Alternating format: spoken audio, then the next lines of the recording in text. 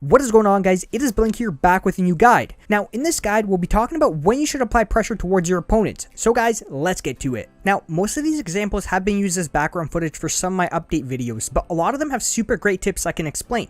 This first example, I'll be explaining the whole fight since it's got some solid info. So me and this player built off, and I wasn't double ramping as I built up. So if you don't double ramp and your opponent's above, then you have to make sure you're turning around and building walls around you a lot earlier than when you double ramp. So as I did this player kept shooting at my materials. Now you can see I placed 2 ramps above me to block him from blocking me.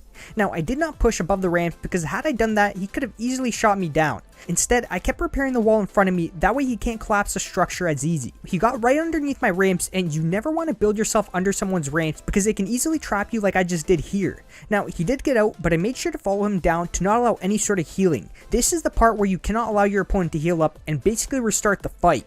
You can see I squeezed my way into his box, and anytime you notice an opponent behind one single support line, spray through it because you'll be able to get through it, or you'll be able to apply damage towards them. Now another thing you guys can notice is that he's in front of a ramp that's behind him, which means he cannot back up and build a ramp for that extra support. I never allowed him to turn around and break it because I continued to spray him and made myself into his box. Here's a few more quick examples about spotting single support lines. So in this one, my opponent placed a ramp inside a little room. Now he's got no way of adding any walls because there's already default walls around him. Now I'm peeking in and out to see if he's going to make an edit play on me. He never did it, and I proceeded to push myself into his stairs. Got myself inside and got the finisher. Now you don't want to do this if you don't know what your opponent's HP is. These are things you want to do when you've already put on the damage towards your opponent and you want to keep applying that pressure. Had I done it when I don't know what his HP can be at, then it puts both of us in a blind situation.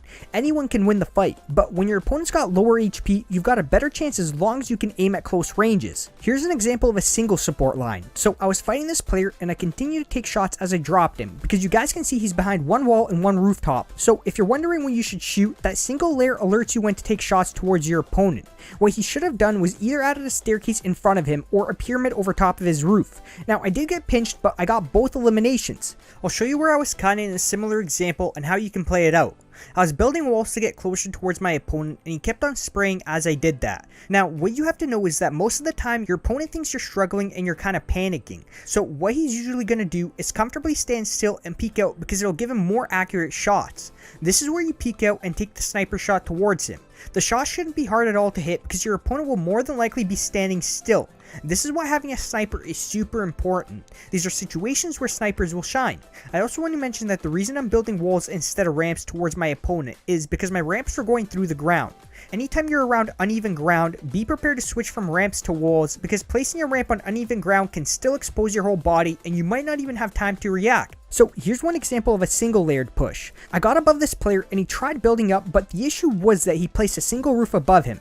Never added the pyramid, so I kept shooting and got a lot of damage through that single roof of his. Went for the pressure plate and got the finisher on him. Opponents behind single materials alerts you to take those shots. Now, in this next example, I got above this player and took shots from above. Put on some solid damage, so I continued to apply that pressure. Now, the moment I dropped down onto his level, he still had his materials out, so I never let go of my gun and continued to spray. Anytime you're in front of your opponent and he's got his materials out and you've got the weapon out, then don't let go of that trigger because he's going nowhere. When you're that close, he won't be able to build away from you since there'll be most likely nowhere he can build without you facing through the materials, or just in general, he might not have anywhere to build. Also, take note that he might not be able to see you that well since the object he's trying to build is in his view. He might have not even noticed I was in front of him depending on the object he's got selected. So take those shots if you've got the weapon out and he's got the materials out.